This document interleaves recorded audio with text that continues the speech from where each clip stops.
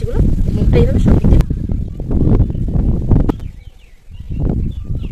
Wow দেখুন ভেতরে। নমস্কার বন্ধুরা, সুপ্রিয়া কিচেনে আবারও আপনাদের সবাইকে স্বাগত জানিয়ে খুব সহজে সুজির নূতন ধরনের দানাদার মিষ্টি রেসিপি নিয়ে আপনাদের সামনে চলে এসেছি। তো প্লিজ বন্ধুরা আপনারা পুরো ভিডিওটা প্রথমের থেকে শেষ পর্যন্ত দেখবেন, আশা করছি আপনাদের অবশ্যই ভালো লাগবে। সুজির দানাদার মিষ্টি বানানোর জন্য প্রথমেই আগে উনুনটা ধরিয়ে সুজির ডোটা বানিয়ে নেব। উনুনটা ধরিয়ে কড়া বসিয়ে দেবো। গরম কড়ায় 1 চামচ ঘি দিয়ে দেবো। ঘিটা ভালো মতো গরম হয়ে গেছে। এবার এখানে আমি 1 বাটি সুজি নিয়েছি, দিয়ে দেবো। সুজিটা খানিকক্ষণ ভেজে নেব, সুজির কাঁচা গন্ধটা চলে যাওয়া পর্যন্ত। এই সময় কিন্তু উনুনের জালটা একদম লোতে রাখবো, রেখেই সুজিটা ভেজে নেব। সুজিটা ভাজলে কি হয়, মিষ্টিটা খেতে ভালো লাগে।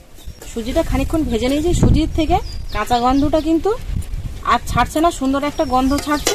এবার যে বাটির মাপ করে আমি সুজি নিয়েছি 1 বাটি, সেই বাটির মাপ করে 1 বাটি দুধ দিয়ে দেবো। তবে দুধটা কিন্তু আগের থেকে জ্বালানো ছিল। দিয়ে দেবো 1 চিমটি লবণ, আর দিয়ে দেবো ওই বাটিরই হাফ বাটি চিনি।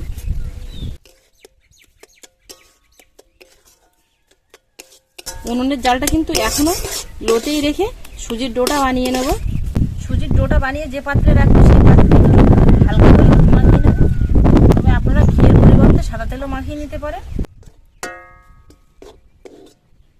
সুজির ডোটা কিন্তু হয়ে গেছে। অল্প আঁচে সুজির ডোটা বানিয়েছিলাম বলে খুব একটা কড়ার গায়ে লেগে যায়নি। এবার তুলে নেব। একটু খেলিয়ে দেবো, তাহলে খুব তাড়াতাড়ি ঠান্ডা হয়ে যাবে। সুজির ডোটা কিন্তু অনেকটাই ঠান্ডা হয়ে গেছে, মানে হাত দেওয়া যাচ্ছে ডোয়ের মধ্যে। এবার ডোটা মাখিয়ে নেব। হালকা এরকম গরম থাকতে থাকতেই ডোটা মাখিয়ে নেব। ডোটা মাখিয়ে নিয়েছি, দেখুন কত সুন্দর হয়েছে। সুজির দানাদার তো খুবই ভালো হয় খেতে, তো মিষ্টিটা যাতে আরো ভালো লাগে তার জন্য এখানে আমি দেখুন 20 টাকা দামের ক্যাডবেরি নিয়েছি। এই ক্যাডবেরি দিয়েই আমি এই দানাদার মিষ্টিটা বানাবো। এবার মিষ্টিগুলো বানিয়ে নেব। আমি ক্যাডবেরির প্যাকেটটা কেটে নেব।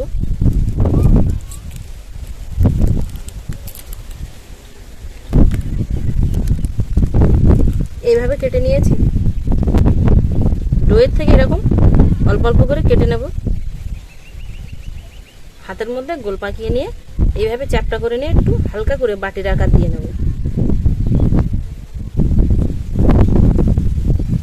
এবার এখানে এই যে ক্যাডবেরি, এই ক্যাডবেরির টুকরো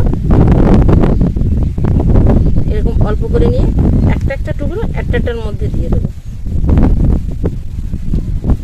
এবার মিষ্টিগুলো মুখটা এইভাবে সব দিক দিয়ে বন্ধ করে দেবো। আবারও গোল পাকিয়ে নেব। এই যে একটা মিষ্টি হয়ে গেল।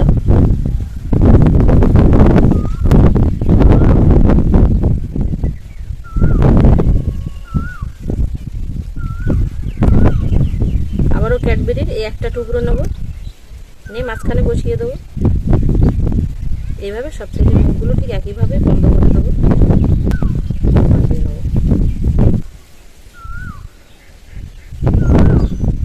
আর একটা মিষ্টি হয়ে গেল।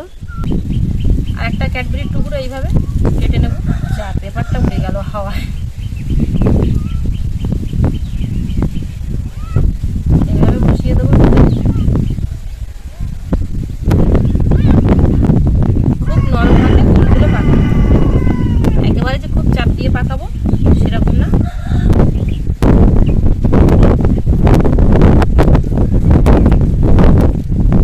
সবগুলো মিষ্টি বানিয়ে নিয়েছি। একটা ক্যাডবেরিতে 9টা টুকরো হয়, একদম মাপের মাপের। দেখুন 9টাই মিষ্টি হয়েছে। এবার মিষ্টির জন্য একটা চিনির শিরা বানিয়ে নেব। উনুনটা আবার ধরিয়ে দিয়েছি। এবার চিনির শিরাটা বানিয়ে নেব। যে বাটির মাপ করে আমি সুজি নিয়েছিলাম সেই বাটির মাপ করে 1 বাটি চিনি নিয়েছি, দিয়ে দেব। 1 বাটি চিনি, 1.5 বাটি জল দেব। 3টে এলাচ ফাটিয়ে দিয়ে দেব। চিনির শিরাটা দেখুন ফুটে ফুটে বেশ অনেকটাই গাঢ় মতো হয়ে গেছে। এবারে চিনির শিরার মধ্যেই আমি মিষ্টিগুলো দিয়ে 1 থেকে 1.5 মিনিট একটু ফুটিয়ে নেব।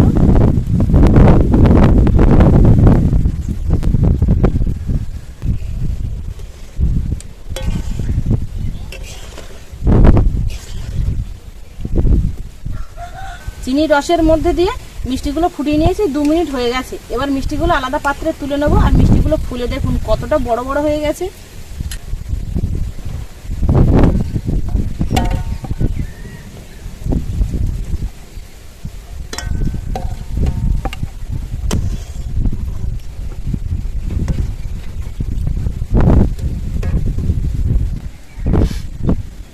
হাওয়ায় প্রচন্ড ধোঁয়া হচ্ছে।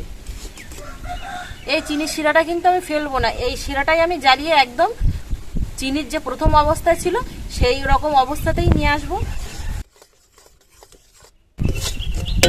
আস্তে আস্তে দেখুন চিনি ঠিক প্রথম অবস্থাতেই চলে এসছে। এবার নামিয়ে নেব, আর জ্বালাবো না, এবার জ্বালালেই লাল হয়ে উঠবে।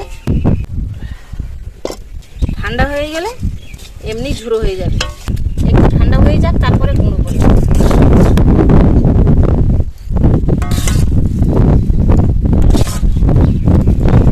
এবারে চিনির গুঁড়োটা আমি শিলে গুঁড়ো করে নিয়ে আসবো। শিলে গুঁড়ো করে নিলে দেখুন এরকম ঠিক খচ্ছি খচ্ছি থাকবে, দানাদারের গায়ে যেরকম বেশ একটা চাল চাল মতো খচ্ছি খচ্ছি মতো থাকে সেরকমই থাকবে।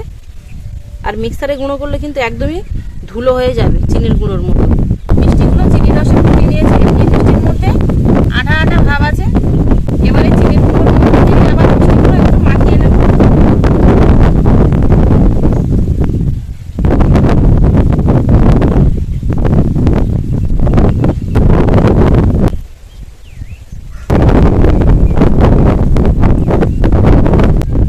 দেখুন মিষ্টির গায়ে কত সুন্দর লেগে আছে, দেখুন দেখতে কতটা সুন্দর লাগছে মিষ্টিগুলো।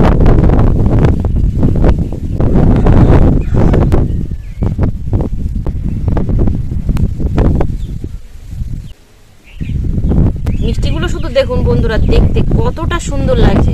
আপনারা তো বিভিন্ন রকম দানাদার মিষ্টি বাড়িতে বানিয়ে খেয়েছেন, কিন্তু একবার এইভাবে বানিয়ে দেখবেন।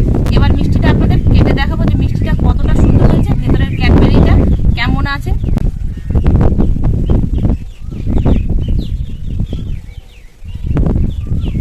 ওয়াও, দেখুন ভেতরের ক্যাডবেরিটা কিন্তু এরকম গলে গেছে।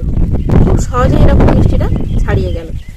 হঠাৎ কোনো আত্মীয় স্বজন এলে বাড়িতে আপ্যায়নের জন্য যদি কিছুই না থাকে, তো খুব সহজেই একবার এই মিষ্টি বানিয়ে খেতে দিয়ে বড় থেকে ছোট সবার মন জয় করে নিতে পারবেন। মিষ্টি বানিয়ে আমাদের বাড়ি হয়ে গেছে, বাড়ি চলে এসছে। আর এই মিষ্টিটা বাচ্চারা খেতে কিন্তু সত্যি খুবই ভালো